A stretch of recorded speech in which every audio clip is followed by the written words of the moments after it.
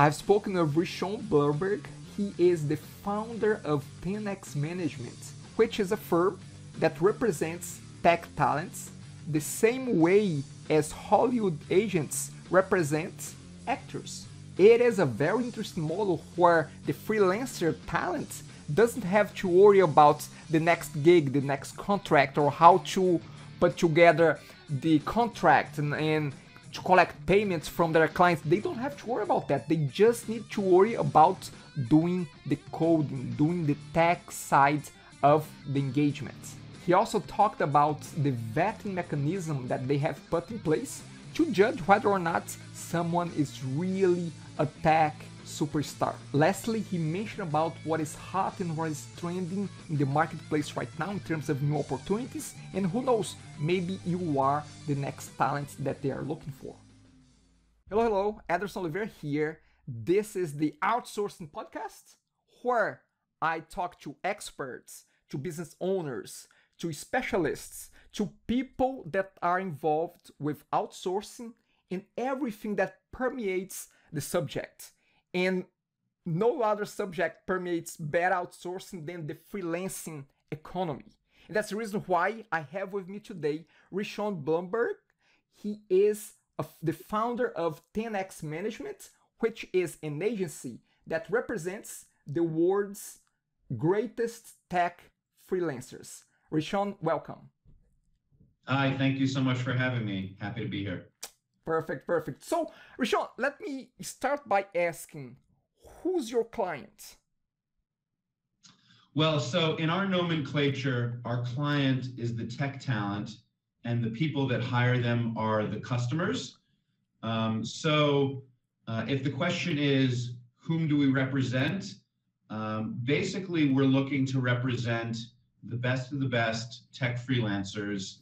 The goal being to take sort of the, you're using the word ouch, sort of the pain out of finding, vetting very high quality tech talent, which seems to be universally a challenge. Got it. So let's dig a little bit deeper into your organization, into 10x Management. What is the business proposition of your agency? So essentially, we serve two constituencies. We serve the tech talent that we represent, first and foremost, and then we also serve customers or companies that are trying to find, access great tech talent who have challenges that they need to solve. So essentially, we're serving these two different markets, and the real value proposition to each, I'll start with our clients. I'd say the number one value proposition for our clients is that we're taking all of the business elements off of their plate. They don't have to negotiate contracts with companies. They don't have to worry about the legal language in an NDA and the protection they have there or don't have there. Same thing for the contract. They don't have to worry about negotiating the rate, payment terms, things like that. And then as the engagements proceed, we deal with all of the invoicing and chasing money and collecting money. We also function, once the engagement has started, as a communication liaison. So we're there for either our client or for the company to address any issues that might come up. We're not project managing the engagements, but we're really a third party that's there to help ensure that things run smoothly. And so that segues nicely into the value proposition for the companies we work with. In addition to giving them very quick access to pre-vetted, highly skilled talent, one of the things that we do is that we work with them on an ongoing basis as the engagement unfolds, just to make sure that things are running smoothly. So they don't have to worry about, if they have a freelancer who perhaps is, I don't know, tardy in a delivery of a segment of a project. They don't really have to worry about chasing that person down. If there's any kind of issue, they can come to us. And conversely, which happens, I think, more often, our clients typically are waiting for a response from the customer for something that they've built, designed, what have you. And often those delays can cause delays in the overall project. So if there's a challenge in getting a customer to respond to something, client comes to us, we then try and chase the customer down, sort of make them aware of what their slow response time will do to the overall project. So essentially, for the two different constituencies, we have a different value proposition, but they dovetail nicely. Okay. Okay, so I'm gonna give a little bit of the backstory here of how I came across, you know, your company, your organization, yourself. So I read that New Yorker article that was published back in 2014, and again, a very nicely put together article there. And I know that you and your partner, you have the background on, you know, being agents for music superstars. So what kind of comparison, and we might be going a little bit off tangent here, but what kind of comparison do you make between, you know, working with music superstars and working with tech superstars? So give me the comparison there. Yeah, you know, I think it's interesting, as we've been in this business now for about 5 years, many of our clients, I would say maybe even 75 to 80% of our clients are also musicians. So I think that in general, the fundamental creative basis that allows somebody to be technically very savvy is very similar to the skill set that allows a musician to be very creative. I think it's a mindset, the way that the mind works, the way that problem solving occurs for an artist and for a developer, I think is very similar. And I also think there are a lot of personality traits that are similar. For example, I think that artists often create best in isolation, create in environments that are quiet, perhaps late at night. I find this to be very, very true of the talent that we work with on the tech side. A lot of them want to work remote, not necessarily because they're hermits, but because they don't work as effectively when they're in an office environment and somebody can just drop by and tap them on the shoulder. It sort of breaks that flow state. So I think the flow state is something both developers and artists share.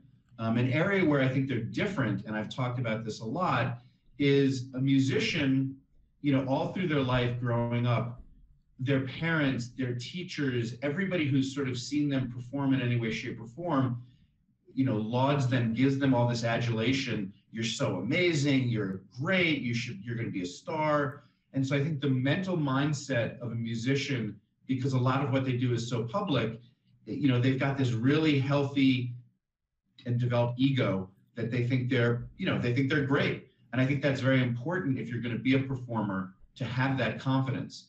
I think the opposite is true for most of the developers we've worked with.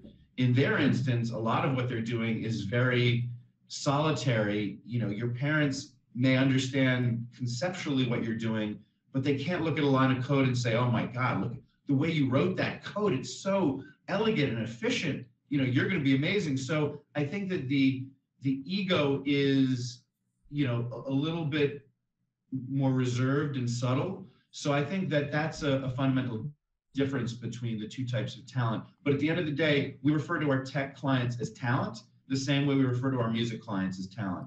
They are creative entities.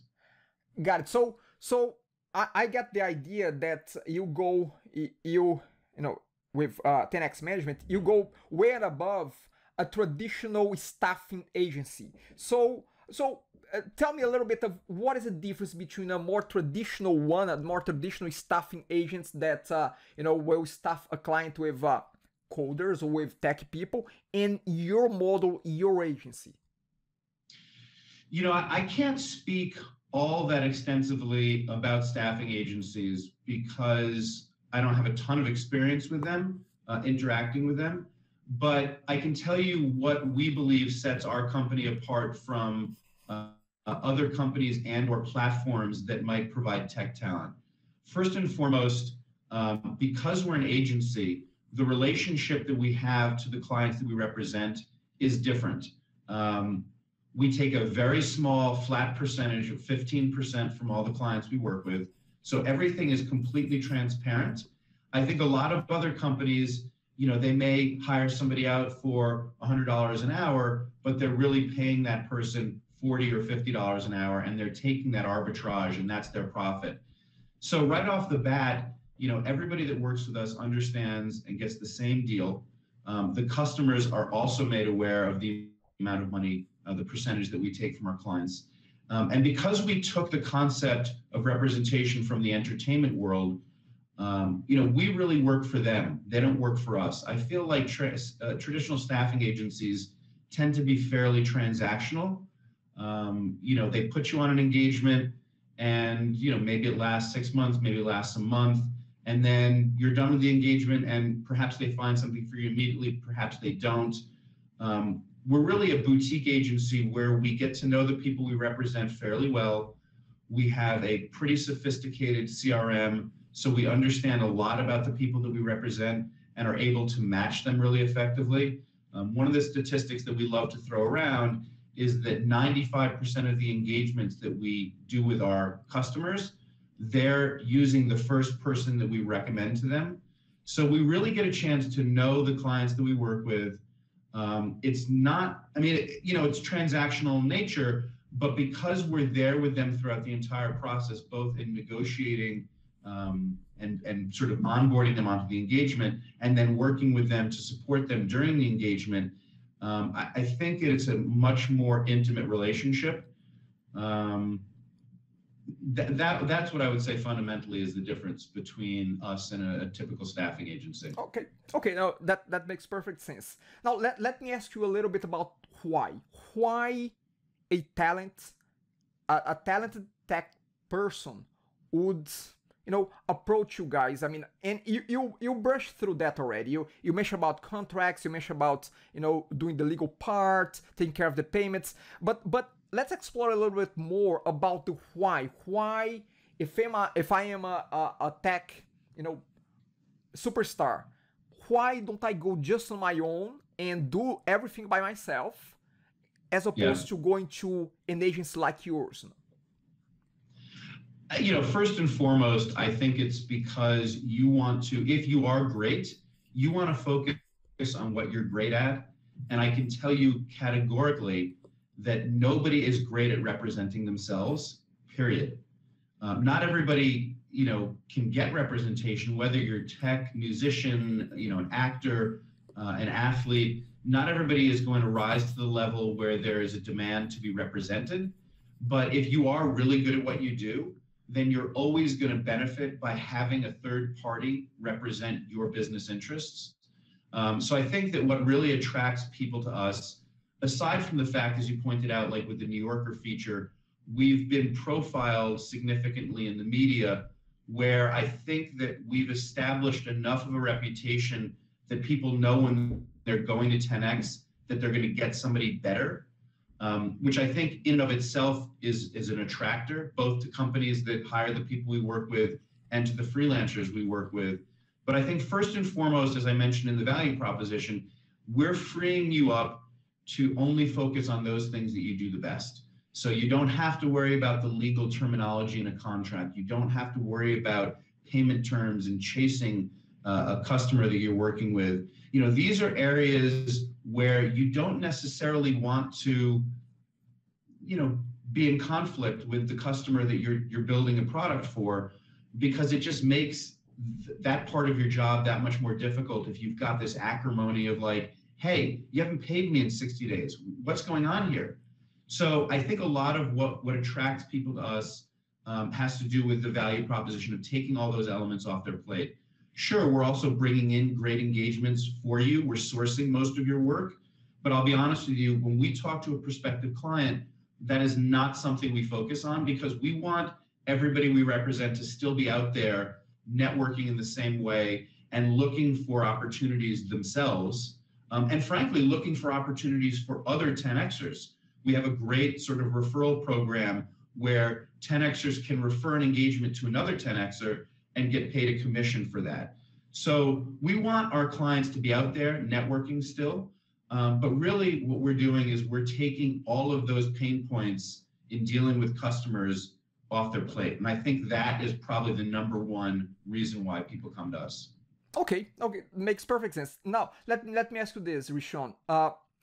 Does it feel a little bit strange that, and again, I try to poke the bear here and there. So does it feel a little bit strange that I'm a tech talent and I'm maybe approached by a customer, an end client, and I say, hey, I'll bring my agents to talk, on my behalf. Isn't because that's not a situation that happens too often in the industry. So isn't that a bit strange, a bit awkward, or this is not the scenario at all that happens and the process is completely different from what I just described? Tell me a little bit about that. When we first started out about 6 years ago, 5, 6 years ago, when a client would pass us into to the end customer, introduce us into the process, customers were a little bit, like, agent, what are you talking about? Now we don't get that at all, ever. And frankly, I always thought it was weird that there wasn't an agent involved already. When we were first looking into this business, and we'd had this idea for many, many years because we've been hiring tech talent ourselves, it's always shocking to me when an in-demand sector doesn't have a third party operating exactly the way that we do, because it's not a natural thing for you to represent yourself to a third party. You're not going to be able to negotiate as well on your own behalf as somebody else who does this for a lot of other people is going to be able to do for you. That's the reason why in movies, music, sports, you see agents, and you have seen agents dominate for so many years, because they're essentially professional negotiators and their clients aren't. So it's always been surprising to me that there aren't more agents in more sectors, because there are plenty of other areas where there is this kind of imbalance between talent. There's a shortage of talent, or at least very good talent, and a high demand for that talent. So anywhere you have a shortage of supply and an increase in demand, you're going to probably find some sort of an agency not too dissimilar from ours. Okay, got it. I got that. Let me say. So I mentioned about the fact that why a great tech person would not go on their own, and you gave me a good explanation about that. Now let's go the other way around. Why a great talent doesn't just get a job? Because I would assume that by approaching a company like yours, an agency like yours, what they are also asking for is, I need stability here. I need to focus on what I'm good at, and I need to be, to have a stable living. I don't want to go through the ups and downs. So why not just go the other way around and, hey, forget about this life of being a freelancer. I'm just going to go for a job because I'll get security, and and again, security, quote unquote security. And, I'll get to do just my coding, just the tech side. So why not just go to a job? Right. So answering the first part of the question first. I actually think that the clients that we work with don't come to us because they want security or they want to get off the roller coaster. I think it's actually they want to be able to choose the opportunities that they work on. So I think they want to be exposed to a variety of opportunities and get to pick and choose those. I mean, we have a lot of clients who will work, say, for 6 months of the year, will work 40, 60, 80 hours a week, and then they'll take 6 months of the year off. So I think it's more about variety than it is about security. And the reason that they don't get a job, I think, has a lot more to do with sort of the millennial mindset. Not that a lot of our clients are millennials, but I believe that the millennial mindset and the work environment that we see prevalent today, it doesn't really lend itself for traditional employment. I think the tenure of people working at companies now is under 2 years. So people are changing jobs a ton. So the security that we used to see with people staying in jobs 20, 30, 40 years, I don't think that the people in the workforce today fear that insecurity or value that kind of security the same way. I think the people that we represent, and I mentioned this before, they want to work on a variety of different problems. And I think very often what I've heard from our own clients is when they're working at a larger company, we've got a lot of people that have come, say, from Google. They loved Google in a lot of ways, but what they didn't love is they felt like they were just a cog in a machine, in a big machine. And they didn't necessarily feel like their contribution was as meaningful. So I think a little bit of it is being able to pick and choose the engagements you want, work where you want, when you want.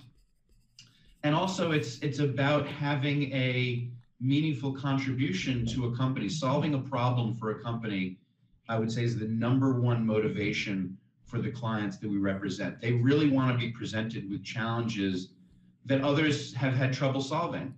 That's definitely the most enjoyable engagement that our clients will be on, where somebody else has failed at something and they can go in and succeed. But I think that people just value different things today. They want quality of life. Almost everybody we work with categorically wants to work remotely. It doesn't mean that we won't place people on site. We do, but it's certainly not our sweet spot. And even though our people aren't what I would call offshore talent, most of them, I would say 90% are North American, they don't want to be on site. They want to work, as I mentioned, sort of that flow state. They want to work when they're most creative, when they're most productive. And very often that is not your typical 9 to 5. So I think that really is a motivation more than people wanting security or people wanting to sort of get off the roller coaster ride.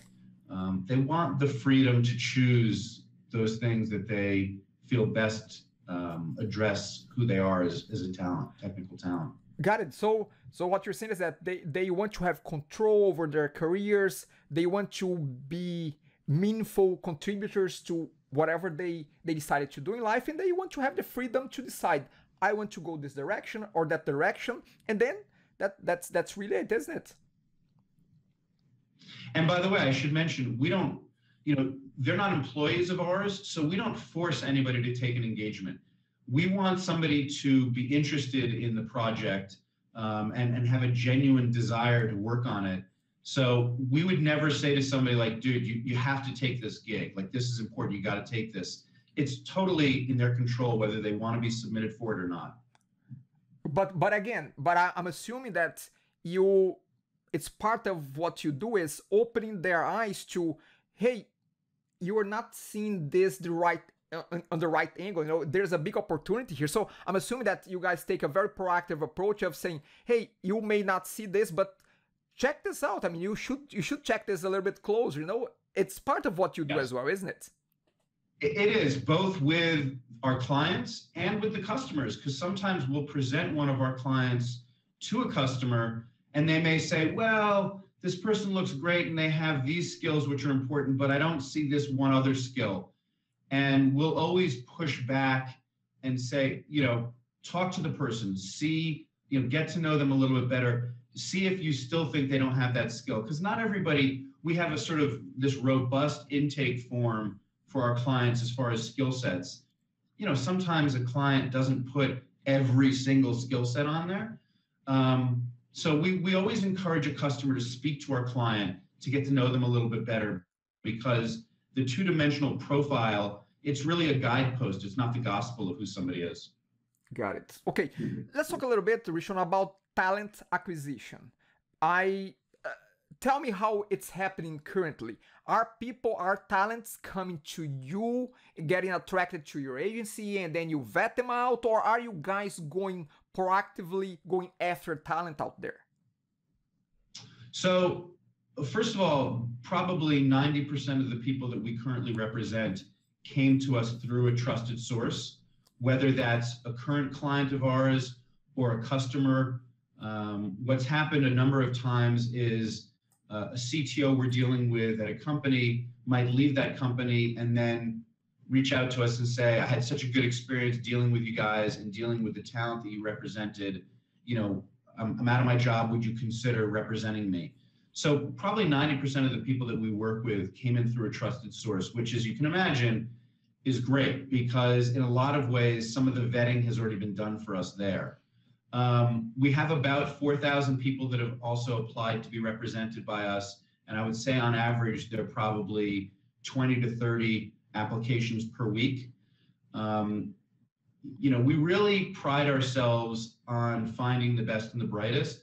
And so what dictates growth for us is not how many people apply to be represented, but it's really about keeping a quality level high. And that means that the talent has to be spectacular, but it also means we have to feel like we can, we as agents can rise to a level to ensure that we're providing the talent with as many opportunities as they want.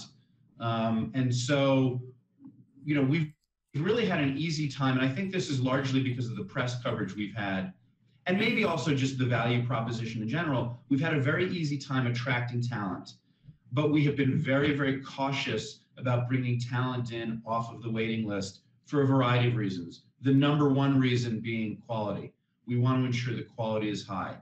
And you also asked if we go out and proactively seek people. There are occasions where a customer will come to us with a need that we don't have coverage for. And we will then go out either to our waiting list, but more often than not to our current client base and say, hey, we're looking for a rock star in this realm. Do you guys know anybody that we should be talking to? So that'll happen on occasion. But more often than not, we've got somebody really good on the waiting list and we'll bring them on board and we'll vet them. And vetting for us is really it's a multi-pronged approach, but there are two central areas. There's the talent, the technical talent aspect, and then there's sort of the personality, business acumen, problem-solving aspect. I would say the secret sauce for what we do is more, believe it or not, on the personality and problem-solving side than it is on the tech side. What we do on the tech side is we have our own existing clients be the vetting mechanism there, because we want them to feel vested in the process of bringing and expanding our client base. And also we want to ensure that the weakest link is still very strong, because every client affects every other client. If we have one client who does a terrible job, it affects the reputation of 10X as a whole. So we want to ensure that the clients, are involved in that process. And then on the personality side, it's something that my partner and I are very closely involved with. And I think from years and years of working with artists and creative types, we have a real shorthand for understanding what types of people will kind of shoot themselves in the foot and who are better at customer service. We want our clients to really be able to add value to the customers they work with. So it's not about being a yes man or woman. It's really about communicating effectively. And sometimes that communication might be, hey, I think you're building this or approaching this the wrong way. Here's what I would recommend. But it all starts and ends with communication. So the communication level, the communication style has to be very sophisticated. And I think we knock out more potential candidates because they fail that test than they fail the tech test. And test, we're not giving them actual tests. We actually don't believe in code tests, by the way. So that's kind of the process that we go through as far as finding talent, whom we represent, and how we go about finding them. Got it. Again, you just burned one of my questions, which was, what was your vetting process? And you just mentioned that. So again, I just want to quickly recap on that. There are two aspects. One is the tech part of it. The other one is the personal skills part of it. And from what I gathered, the tech aspect, it's actually the network, the other clients, they help doing the vetting as well. Is that correct? Is that what I gathered from what you told? That is correct. I mean, most of the time, because we're getting our clients through a recommendation or referral from somebody whom we already know, a trusted source, the technical vetting portion of it, when you know somebody and you have if you have a client who is phenomenal and they say, you've got to represent my friend, he's even better than I am. We don't worry as much about the technical vetting in those instances. When we're bringing somebody in off the wait list, we utilize our existing client base to do the technical vetting. So if somebody is an iOS specialist, and we're bringing them on board, we're going to go to one of our existing iOS specialist clients, and they're going to do the technical interview. So yeah, the two main points are the sort of the EQ, which is the personality, business acumen, problem solving, then the IQ. But we still do a lot of traditional HR, which is reference checks. And I'll be honest, we do a lot of cyber stalking. You know, we want to see what your social persona is, who you are, what your interests are. You know, we try to find out as much as we can about somebody when we bring them on board. Got it. Okay. Are they exclusive to your agency, Rishon? They are. So we have, fundamentally, we believe that the representation should work almost exactly the way it does in Hollywood, right? If you want to work with Tom Cruise, Tom doesn't have 4 or 5 agencies and you talk to, like, if you want to do an indie movie, you talk to ICM. If you want to do a blockbuster, you talk to CAA. He has one agent, they handle all of it. And so the concept here is we want to control our client's calendar, meaning that we don't want them going out and sourcing other freelance work when they're on an engagement that we put them on. It's partly because the more we work with our client, the more we understand who they are, partly because we want to make sure we're keeping a consistent pay scale and rate for them, right? So if we price them one way and they go and they find a customer on their own and price themselves at a lower rate, that's not going to benefit them in the long run. And then one of the things that we really, again, you talk about value propositions, the companies that we work with, we're able to say to them, hey, we control their calendar, so you don't have to worry that they're going to go out and source other work or they're going to be distracted by 58 other things. If we put a resource on your engagement, they're on your engagement. So it's really philosophically ingrained in what we do to have this exclusive relationship, because it benefits both parties in ways they may not have thought of initially, but we're well aware of. Got it. Okay. So a lot of what you mentioned, Rishon, was, you know, from the start of a project, you know, from the negotiation to the contract closing. Now let's talk a little bit about later on down the road, which is we have a project going on, and what? Then what? Then what else aside from the beginning of the engagement? What else does 10x management help through the life of that project? Are you guys acting as a PM as well? I mean, what is your role during the project? Right. So we definitely don't act as a PM. We have PM clients. So any customer that maybe doesn't have a built out tech department, a CTO, VP of engineering, anybody who needs the additional resource of sort of having a middle person in between the tech and the executive office, we have people like that. Really what we try to provide is a third-party outlet for either our client or our customer to utilize as they see fit. Some customers we never have any interaction with beyond just check-ins. So we'll check in with every customer and client once or twice a week, depending on the project, just to make sure, hey, everything going okay? Anything we can help with? Some customers utilize us significantly. Hey, you know, I'm thinking about bringing so-and-so to, you know, California from where they're located for a week to be part of certain meetings. What do you think about that? Would you talk to your client and find out if they'd be okay with that? Or sometimes they'll say, hey, we're putting together a launch of a new product in about 3 months. We'd really like them to focus on X, Y, and Z. I'm going to talk to them about that, but I just wanted to make you aware. So really, we're there for our clients and our customers to utilize us as they see fit. We want to help and be an effective part of the process in ensuring that the project runs smoothly. So that really takes different forms. One area where we do provide sort of ongoing, I would say, kind of like a backstop of communication is in our invoicing process. So no matter what a company's payment terms that we negotiate with them are, we send invoices on a weekly basis. And we do that because when we work with our clients and our timesheets, we ask our clients to explain the work that they've done for that week. So it's an additional form of communication. Our invoices end up being an additional form of communication. And I would never want a customer to rely on that as the main source of communication, but at the very least, it's a place where they can see, all right, this is the amount of work that was put in for the week. This was the general work covered. We're not asking our clients to do like a minute by minute overview and get super detailed, but we want our customers to be able to look at the trail of invoices and see the progress of work.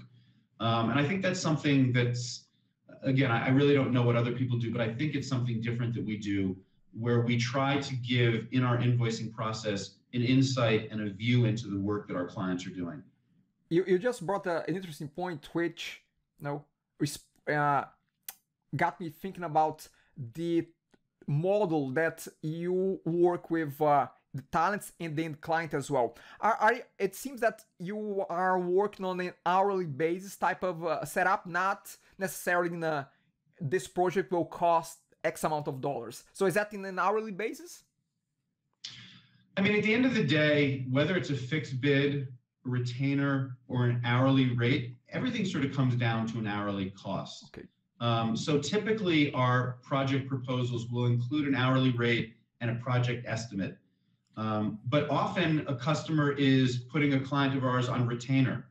So there it's a bit more amorphous. It's I want to retain them for X amount of time per week or up to X amount of time per week. And when that happens, it's a little bit looser. So when I say looser, I mean if they're putting somebody on retainer for 40 hours a week, if one week our client works 45 hours and another week our client works 35 hours, we're letting that kind of balance out. We'll change the retainer relationship if we see consistently that our client is putting in more time than they're being retained for. More often than not, we do not do fixed bids. Okay. I think fixed bids in technology is a real recipe for disaster, one way or the other. Either the customer is going to feel taken advantage of because they overbid or were overcharged for a project, or more often than not, our client is going to feel taken advantage of because of scope creep. So we really will only do a fixed bid in a situation where our client is essentially 100% sure about what the customer wants to be built. And then we both, our client and we, have to remain vigilant to ensure that there isn't scope creep there. But I would say 98% of our engagements are not fixed bid. Got it. Yeah. Got it. That makes sense. Rishon, one of the ways that we learn as people, as professionals, as a business is, via mistakes, via problems, via challenges, via roadblocks. And I like to ask that question. And again, feel free if you don't have anything in mind about that. But that's what I call the horror stories.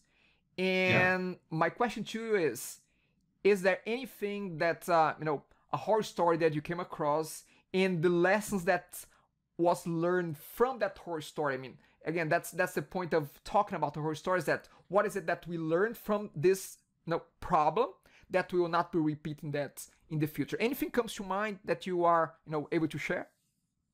Well, so one of the things that we talk to our customers about relating to our clients is, a perfect fit for us for a client working with a customer is not a client who says, I've got 3/4 of the skills here, but the other quarter I don't really know that well. That's not a fit, because we don't want our clients learning on the job here. Customers are paying too much money and expecting too much value from our clients. So one of the reasons that we've really sort of been striving for the best and the brightest, and also people that are not, straight out of school, people that have a real pedigree of work behind them. And by the way, that pedigree doesn't have to be a Google or working for a big company. It just has to be a solid amount of experience. Is we want the learning process, we want those failures to have occurred already, so that when they're working with one of the clients with one of the customers, the companies that we put them with, they're not making those kinds of mistakes. Will mistakes happen? Absolutely. These are humans creating things that are inherently flawed. No technology is 100% bug-free or problem-free, but we want the experience of working with our clients to be as problem-free as possible. However, there are things that go wrong occasionally. Typically, they tend to be what I would call force majeure things, kind of acts of God. We had a horrible situation happen where one of our clients got very ill on a project and essentially had to stop working on the project because they had to go into the hospital. And we felt horrible for our client, obviously, and we support them. But we felt pretty badly for our customer because they were on a deadline and it really threw off their timeline. So we worked with them very closely to try and find a suitable replacement and get them back on the timeline as much as possible. But I would say it's kind of those unforeseeable things that occur, and that can happen on the customer side as well. We had a customer that downsized and, part of their team was let go in the middle of one of our projects, and so more work ended up being thrust upon our client, and it went beyond what they were initially prepared for, and so that created some delays and some issues. But typically, we're vetting the customers enough to know when a customer is going to be a problem to eliminate those types of issues. And we're vetting our clients well enough to know that they're not going to be learning on the job. So in theory, we should have vetted out a huge percentage of definitely rookie mistakes, but typical mistakes that might occur in an engagement. We're not perfect. We don't profess to be perfect, but we try to be as perfect as we can be. Perfect. Very good. Very good. So let's talk a little bit about opportunities in the future as well, Rishon. You guys have have the pulse of the tech market in general, because I'm sure that you are talking to end customers quite a lot. You see what people are requesting, what companies are demanding.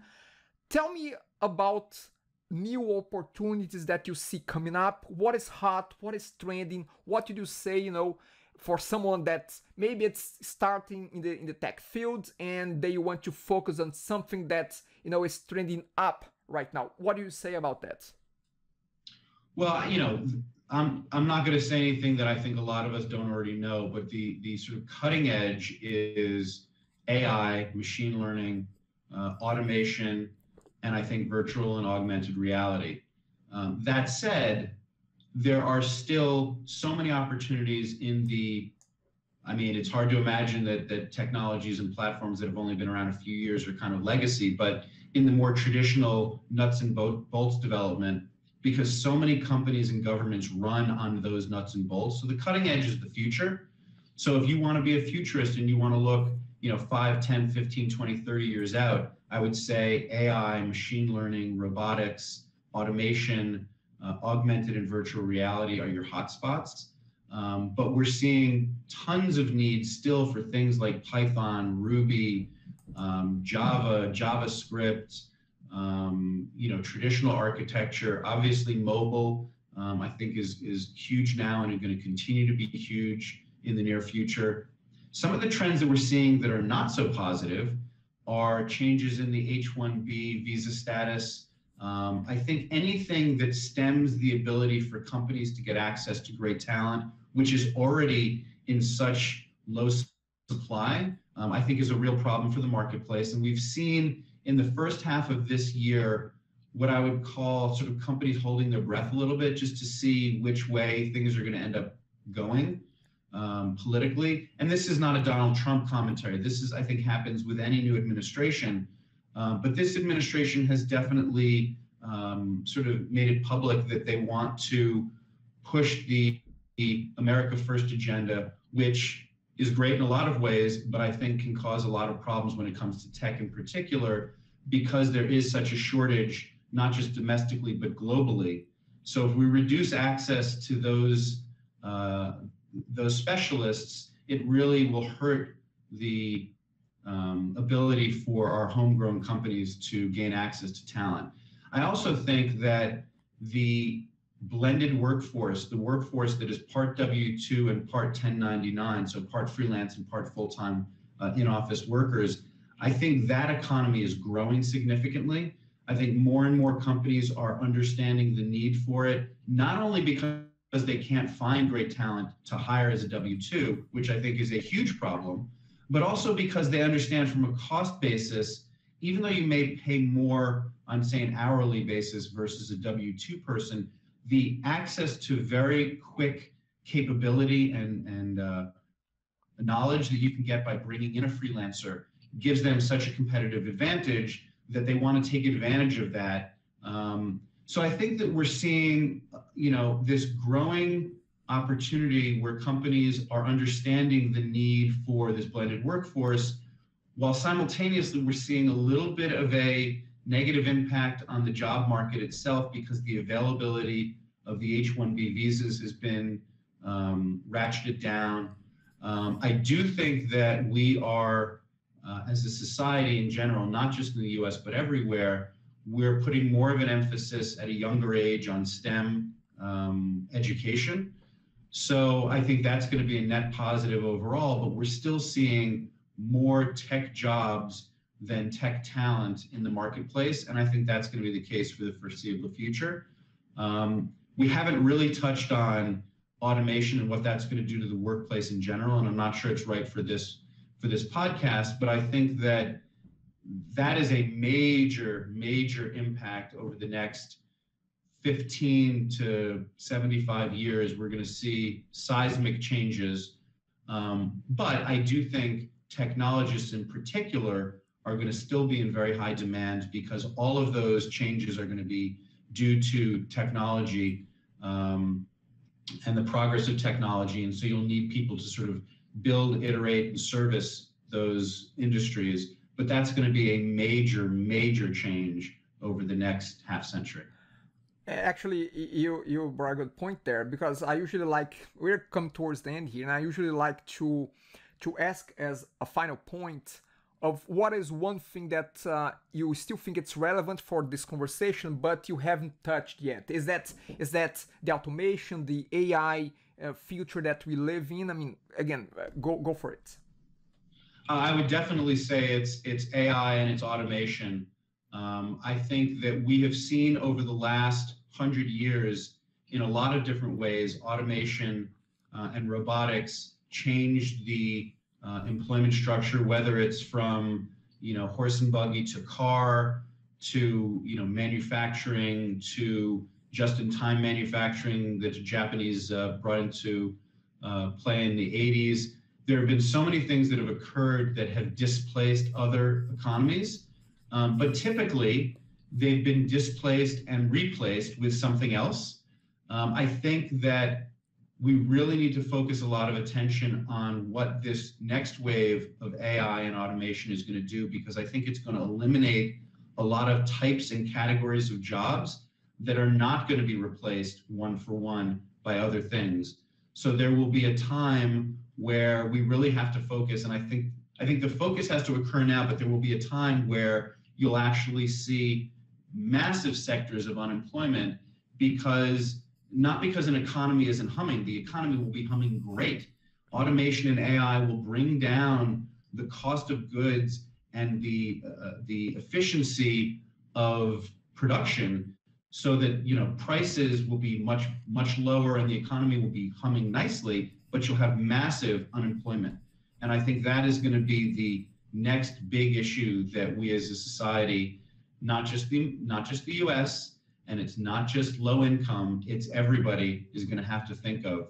And so we're actually going to be launching an initiative in the next few months called the Day After Labor, which is trying to focus attention specifically on all the information that's out there, positive and negative, because there are definitely people that have some positive spin on what the future holds. But regardless, we need to be focusing our lawmakers and our best and brightest minds on addressing these issues proactively, and at least talking about what options are as this begins to really creep into our society. Driverless cars, you're talking about millions and millions of US jobs, probably around 4 to 5 million US jobs that could disappear with the adoption of driverless cars and trucks. So, that I would say is the number one hot button issue that we're thinking about. Got it. Just want to step back before I let you go. You mentioned AI, deep learning, automation. Have you sourced talents already for those kinds of positions? We definitely have people that are involved in that. I would not say it's a specialty of ours, but certainly a lot of our clients are interested in it. We absolutely have people who have been involved in AI projects. We have a fair amount of virtual reality and augmented reality people. We have some robotics people. It is definitely not a core competency of ours, but it's an area where we're seeing more interest, and therefore we're going to be hopefully ramping up in those areas talent-wise as well. Perfect. Before I let you go, I would like to give you a chance to plug 10x Management. How can people reach out to you, reach out to the company? If people are interested in being part of your talent pool, I mean, talk a little bit about that. Sure. So our main portal is 10x, the number 10, the letter X, management.com. We do have the ability for people to apply to be a client there. I will say, candidly, it's hidden a little bit on the site because we've had so many applications. We feel, badly that there are so many people that have applied that we have not been able to bring on board. But you can apply there. We are only looking for the best and brightest, so please don't apply if you don't think you're the best and brightest. And please be patient with us because there are a lot of people that have applied before you. For customers, for companies, for CTOs, VP of engineering, people that are in charge of these hiring practices, we hope you'll look us up. We are always here to help with any problems you have that you need to have solved. We work very, very quickly. We work at the speed you need us to work at. And we're always looking for great projects for our clients. So yeah, 10xmanagement.com. Perfect. As usual, all the links that were mentioned during this conversation will be posted in the show notes. Rishon, thank you very much for your time, for your willingness to share your experience, your expertise. I mean, I'm really a huge fan of what you guys have built on 10x Management. The value proposition, I think it's awesome. Again, very kudos to you guys for coming up with that kind of model. I'm really glad that I was able to talk to you about that. Thank you very much. Have a good one. Bye. Thanks so much. Take care. Thanks for having me.